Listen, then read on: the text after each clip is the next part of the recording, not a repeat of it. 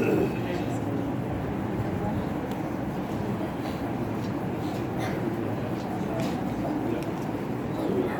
لله الحمد لله وكفى وسلام على عباده الذين اصطفى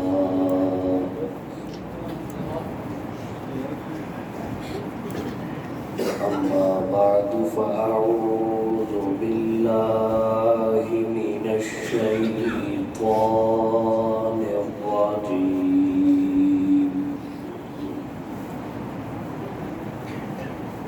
بسم الله الرحمن الرحيم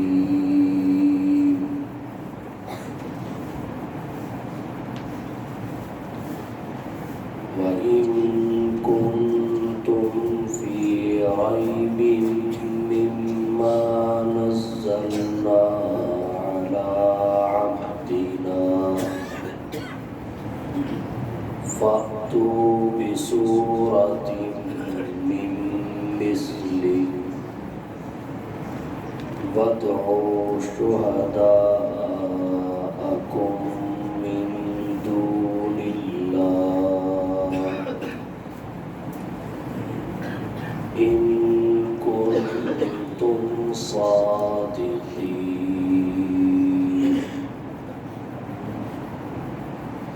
وقال الله تعالى في مقام آخر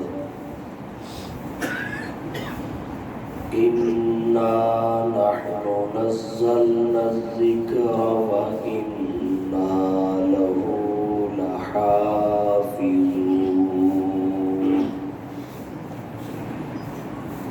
سبحان ربك رب العزة عما يصفون وسلام على المرسلين والحمد لله رب العالمين.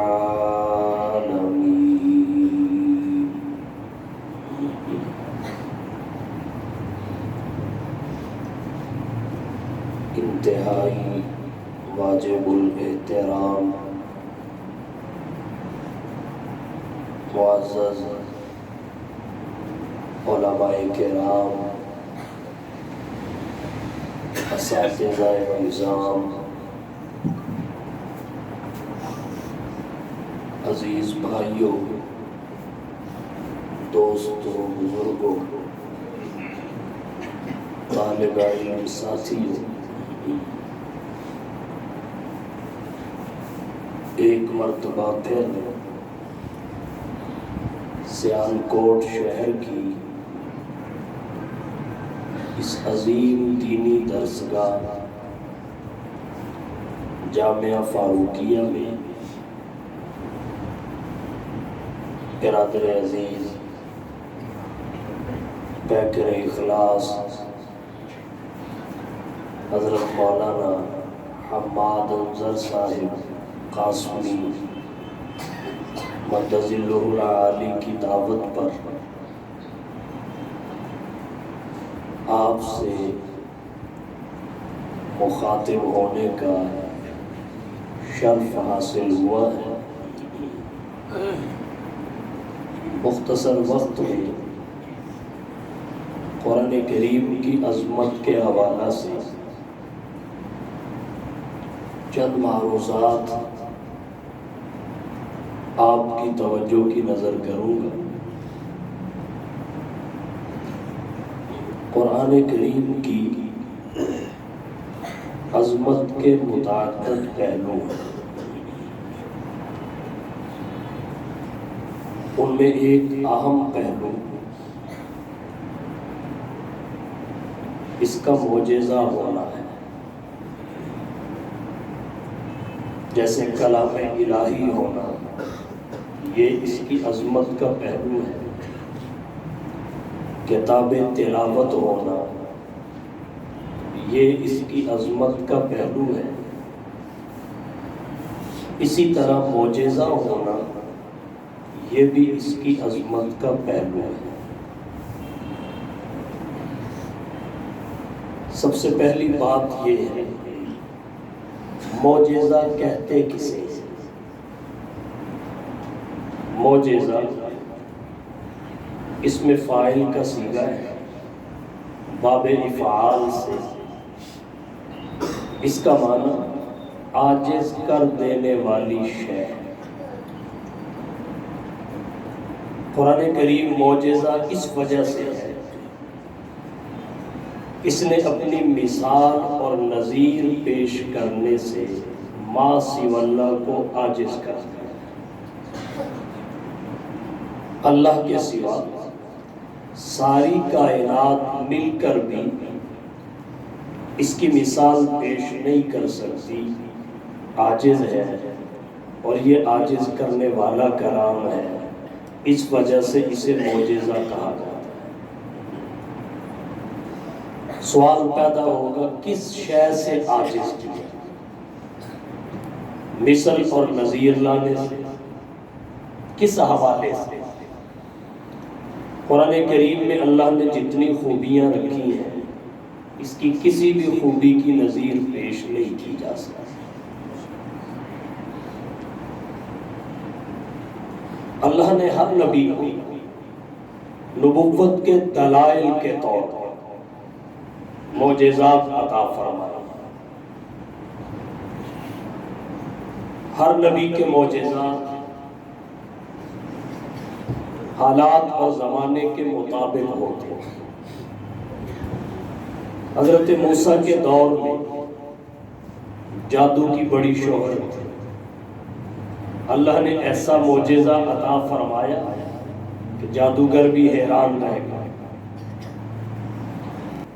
طب اور حکمت کے بڑے چرچے،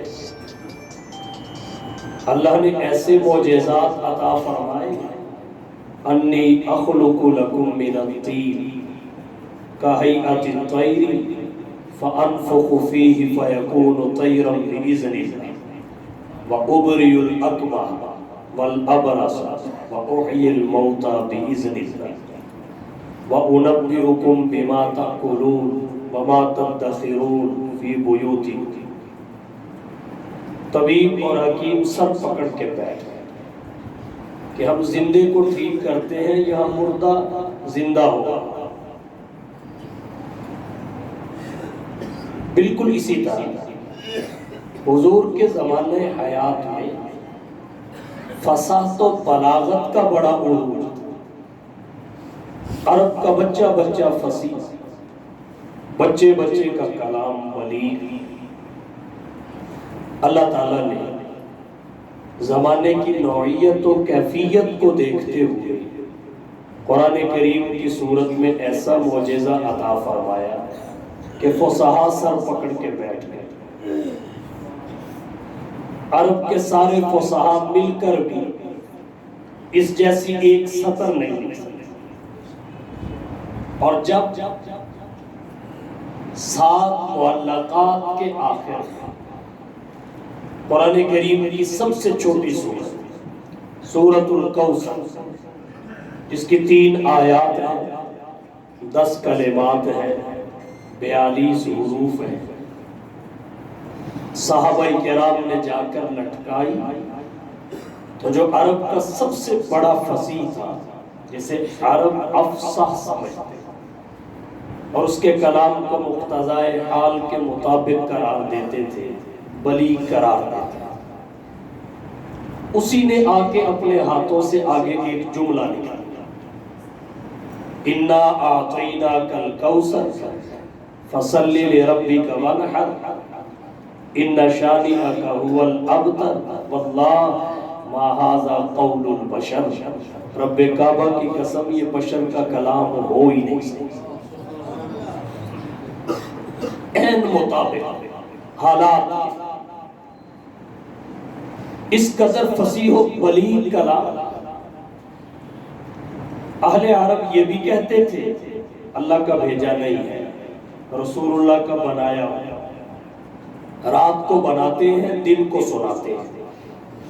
اللہ تعالیٰ نے اس کی تردید میں انہیں ایک چیلنج ایاتو بمثل ھذا القرآن، تم بھی اس قرآن کی مثال لے آؤ، نہیں آئی۔ پھر فرمایا فاتو بعشر سور مثلہ، چلو 10 صورتیں ہی اس کی 10 جیسی بنا لا، عجز اور لاچاری۔ پھر فرمایا فاتو بسورۃ من مثلہ، اب ایک صورت کی بات ہے اور صورت بھی نہ کیا کسی ایک صورت کی مثل، ضروری نہیں کہ بقرہ کی مثل ہی ہو۔ جب یہ بھی نہیں آئی تو پھر فرمایا فَلْيَأْتُوا بِحَدِيثٍ مِثْلِهِ، فَلْيَأْتُوا بِحَدِيثٍ مِثْلِهِ۔ قرآن کا یہ چیلنج آج بھی برقرار ہے، آج بھی برقرار ہے، مثال نہیں لا سکتے، سارے مل کر بھی نہیں لا سکتے، اور لا سکتے بھی نہیں۔ اگر لا سکتے ہوتے ہیں تو زبان سے مقابلہ کرنا آسان تھا، تیر تلوار اٹھانے کی کیا ضرورت تھی؟ جب وہ تیر اور تلوار اٹھا کر میدان میں آئے تو سمجھ لیجئے قرآن معجزہ ہے، اس نے مثل لانے سے انہیں عاجز کیا۔ ہر خوبی، حسن نظم میں، حسن ترتیب میں، سجا میں، مقفع مسجع عبارتوں میں، ہر حوالے سے قرآن کریم نے انہیں مثل لانے سے عاجز کر دیا، اور یہ چیلنج آج بھی برقرار ہے۔ قرآن کریم کا ساری کائنات کے پڑھے لکھے مل کر اسے توڑ نہیں سکتے۔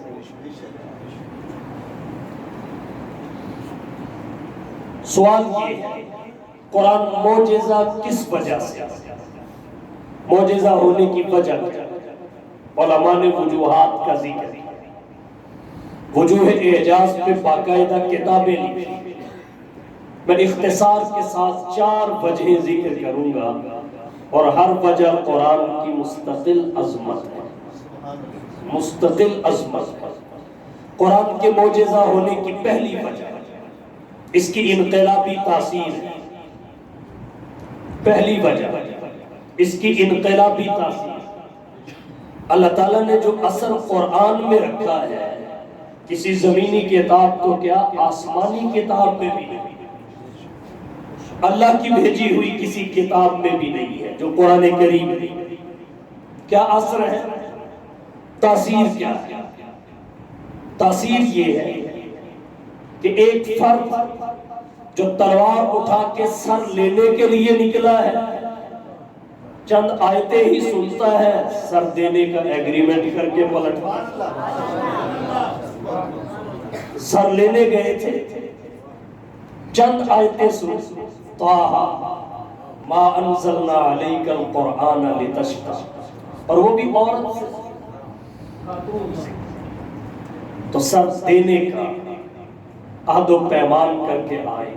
گویا ان کا ایک ایک عضو کہہ رہا تھا سودے کے لیے بازار گئے ہم، سودے کے لیے بازار گئے ہم، بکے ان کے ہاتھوں جن کے خریدار گئے۔ یہ تاثیر دنیا کی کس کتاب میں ہے؟ بڑا زور لگایا سرداران قریش نے، بڑا زور لگایا باہر سے آنے والے مسافر کہ آپ حضور کی بات نہ سنیں۔ اس نے کہا ٹھیک ہے، کانوں میں روئی ٹھونس لی۔ ایک دن آپ کے قریب سے گزرا، آپ کعبۃ اللہ میں تلاوت کر رہے ہیں، شیرینی اور مٹھاس بھری آواز کانوں میں پڑی۔ انہوں نے کہا ایسی مزیدار آواز، مجبور ہوا کان سے روئی نکالنا، اب تردد میں ہے۔ ادھر سرداروں نے تو یہ کہا اور آواز کہہ رہی ہے سنو، رک جاؤ۔ کہا چلو پھر کیا ہوا، سنو سب کی کرو من کی۔ روئی نکالی تو وہیں قرآن کی تاثیر کا شکار ہو گیا، کلمہ پڑھ کے واپس پڑھا۔ لوگ کہتے ہیں تلوار کے بل پہ اسلام ہے، مکے میں تو تلوار ہے ہی نہیں، اپنے دفاع میں بھی اٹھانے کی اجازت نہیں. یہی تھا کہ صبر. صحابہ آ کے بتاتے تھے آج ہمارے ساتھ یہ ظلم ہوا، آپ فرماتے تھے صبر. تو اسلام پھیلانے کے لیے تلوار نہیں اٹھی، اسلام پھیلانے کے لیے نہیں، اسلام کے دفاع کے، اسلام کے دفاع کے، نظام انصاف قائم کرنے کے لیے، نظام عدل کو رائج کرنے کے لیے. حضور صلی اللہ علیہ وسلم شیب ابی طالب میں قید تھے. اس وقت بھی لوگ آ کر نظام عدل کو رائج کرنے کے لیے، حضور صلی اللہ علیہ وسلم شیب ابی طالب میں قید تھے. اس وقت بھی لوگ آ کر شیب ابی طالب میں خفیہ ملاقات کر کے کلمہ پڑھتے تھے. بتائیے آپ تو قید تھے، تلوار کہاں؟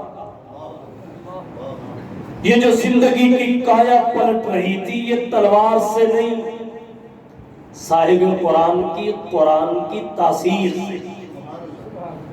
یہ قرآن کی تاثیر تھی جس نے ضلالت کو ہدایت میں بدلا، جہالت کو علمیت میں بدلا، بغاوت کو اطاعت میں بدلا، شقاوت کو سعادت میں بدلا، اجنبیت کو اپنائیت میں بدلا، جفا کو وفا میں بدلا، پوت کو قربتوں میں سمیٹا.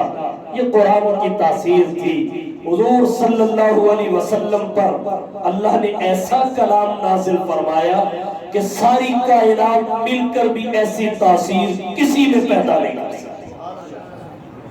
یہ معجزہ ہونے کی پہلی وجہ مفتی اعظم پاکستان حضرت مفتی محمد شفیع رحمت اللہ علیہ معارف القرآن کی جلد اول میں فرماتے ہیں 3 سردار ابو جہل، ابو لہب اور اخنس لوگوں کو سارا دن کہتے لا تسمعوا لهذا القرآن، قرآن نہ سنو. اگر کہیں پڑھا جا رہا ہو والغوا فیہ، شور کر دو، سننے بھی نہ دو. کیونکہ جو قرآن کی سن لے گا وہ تمہاری نہیں سنے، تمہاری فطرت کے خلاف ہے، اس کی فطرت کے موافق ہے. اس لیے لا تسمعوا، خود بھی نہ سنو، والغوا فیہ، کسی کو سننے بھی نہ. اور اپنی حالت یہ تھی کہ رات کو تب تک نیند نہیں آتی تھی جب تک حضور سے قرآن سن نہ لیتے. انتظار کرتے تھے ساری رات اس وقت کا، کب حضور تلاوت کے لیے بیت اللہ تشریف لائے، کب حضور بیت اللہ تشریف لائے. اور جب آپ آ جاتے تو ایک اس کونے سے آگے چمٹ جاتا، دوسرا اس کونے سے چمٹ جاتا، تیسرا اس کونے سے چمٹ جاتا. حضور تلاوت کو مکمل فرماتے تو یہ پلٹتے، چوک میں آ کے اکٹھے ہو جاتے. جب چوک میں اکٹھے ہوتے پھر ایک دوسرے کو دیکھ کر سب کی نظریں نیچی ہو جاتی، سب کی نظر کہ اس حمام میں تو سارے ہی ننگے، سب کی نظریں نیچی ہو جاتی. اب کہتے چلو آج تو ہو گیا، آئندہ عزم کریں کہ آئندہ نہیں. روزانہ عزم ہوتے اور ٹوٹتے. 3 دن اسی طرح گزر گئے. چوتھے دن اخنس صبح سویرے اٹھا اور باقی 2 کے پاس چلا گیا. اچھا یار بتاؤ، جب ہم اس کے سنے بغیر سو بھی نہیں سکتے، مجبور اور لاچار ہیں، بے بس ہیں، تو پھر اقرار میں رکاوٹ کیا حق نہیں ہے؟ کہا برحق ہے، برحق ہے، خود حق ہے. رکاوٹ یہ ہے کہ بنو عبد مناف کے فرد پہ اترتا ہے اور ان کی ضد ہمیں ماننے سے روکتی. تاثیر کا عالم یہ ہے، نہ ماننے کے باوجود، لوگوں کو سننے سے روکنے کے باوجود خود آنکھ میں نیند کا سرما تک نہیں لگا سکتے جب تک قرآن کی حلاوت کانوں میں نہیں پڑے. یہ تاثیر ہے. اب اگر کوئی سوال کرے، اگر ہے تو پھر ہمیں نظر کیوں نہیں، اس سے ہم متاثر کیوں نہیں ہو رہے؟ قرآن تو اللہ کی صفت ہے، جیسے متکلم قدیم، کلام بھی قدیم. متکلم غیر فانی، کلام بھی غیر فانی. جیسے اس میں تبدیلی کوئی نہیں، اس میں بھی تبدیلی کوئی نہیں۔ وہ تغیر اور حوادث سے پاک ہے، یہ بھی پاک ہے۔ تو پھر آج کے دور میں اس کی تاثیر ظاہر کیوں نہیں ہوتی؟ ہم تو سنتے تھے صحابہ قرآن پڑھتے تھے، فرشتے آسمان تک قطار بنا لیتے تھے۔ صحابہ قرآن پڑھتے تھے، فرشتے قطار بنا لیتے تھے۔ جنات قرآن سنتے تھے تو اپنی قوم میں جا کے کہتے تھے اِنَّا سَمِعْنَا قُرْآنًا عَجَبًا يَهْدِي إِلَى الرُّشْدِ فَآمَنَّا بِهِ وَلَن نُشْرِكَ بِرَبِّنَا أَحَدًا وَأَنَّهُ تَعَالَى جَدُّ رَبِّنَا مَا اتَّخَذَ صَاحِبَةً وَلَا وَلَدًا۔ یہ تاثیر تھی۔ آج کہاں گئی وہ تاثیر؟ رہبر بنتے تھے، جاہل عالم بنتے تھے، صنم پرست سمجھ پرست بنتے تھے، باطل پرست حق پرست بنتے تھے، چرواہے زمانے کے امام بنتے تھے، اخلاقیات سے آری تہذیب و تمدن کے سلطان بنتے تھے، ذرے صحرا ہوتے تھے، قطرے دریا ہوتے تھے، غلام آقا ہوتے تھے۔ تھی تاثیر، ہے کیوں نہیں؟ ہمارے سامنے کیوں نہیں؟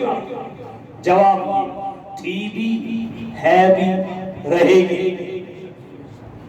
تھی بھی، ہے بھی، رہے گی، یہ نہیں بدل سکتی۔ البتہ ہم بدل چکے ہیں، ہم بدل چکے ہیں۔ تاثیر ظاہر کیوں نہیں ہوتی؟ اس کی ایک وجہ ہے، قرآن کریم نسخہ شفا ہے۔ وَنُنَزِّلُ مِنَ الْقُرْآنِ مَا هُوَ شِفَاءٌ وَرَحْمَةٌ لِّلْمُؤْمِنِينَ۔ یہ نسخہ شفا ہے۔ اور جب کوئی جسمانی مریض کسی ڈاکٹر کے پاس جاتا ہے، وہ اس کو دو چیزیں کہتا ہے، یہ دوائی استعمال کرنی ہے، ان چیزوں سے پرہیز کرنا ہے۔ دو کام کرنا، یہ دوائی کھانی ہے۔ مثلا کسی بندے کا گلا خراب ہے، نزلہ اور زکام ہے، سینہ بلاک ہے، وہ ڈاکٹر کے پاس جائے گا، ڈاکٹر اس کو کہے گا یخنی پینی ہے، یہ دوائی کھانی ہے، آئس کریم اور کوک سے پرہیز کرنا ہے۔ دو کام بتائے گا، آئس کریم بھی نہیں، یہ دوائی استعمال کرنی ہے، ان چیزوں سے پرہیز کرنا ہے۔ اب بندہ گھر آ کے یخنی بھی پی لے، انڈے بھی کھا لے، دوائی بھی کھا لے، اوپر سے آئس کریم کے 4 کپ بھی کھا لے، 2 گلاس کوک بھی پی لے، اور پھر کہے پتہ نہیں نسخے میں شفا نہیں ہے، شفا نہیں، اثر ہی نہیں ہوا۔ بھائی اثر تب ہوتا ہے جب مریض اپنی ذمہ داری پوری کرے۔ اس کی ذمہ داریاں دو ہیں، ایک ذمہ داری نسخے کا استعمال، دوسری ذمہ داری اس نسخے کے موافق پرہیز، پھر تاثیر ظاہر ہو۔ اور ہمارا آج کا المیہ کیا؟ اول تو ہم نسخہ استعمال ہی نہیں کرتے، ہم نسخہ استعمال ہی نہیں کرتے، اور اگر تھوڑا بہت کر بھی لیا تو پرہیز بالکل نہیں کرتے۔ قرآن کہتا ہے حرام نہ کھاؤ، تاثیر تب ظاہر ہوگی، رشوت نہ لو، فلاں عمل نہ کرو، فلاں عمل نہ کرو۔ اگر تو کوئی پرہیز کر کے کہے تاثیر ظاہر نہیں ہوئی تو کوئی ایک بتائے گا، اور اگر پرہیز کیا ہی نہیں اور شکوہ تاثیر کے اظہار پہ ہے تو پھر اسے پرہیز پہ توجہ دینی چاہیے، تاثیر خود ظاہر ہو جائے، تاثیر خود ظاہر ہو جائے۔ کہتے ہیں جی وہاں فرشتے اترتے تھے، 313 ہزاروں پہ غالب آ جاتے تھے، ہمارے پاس شاہین بھی ہے، غوری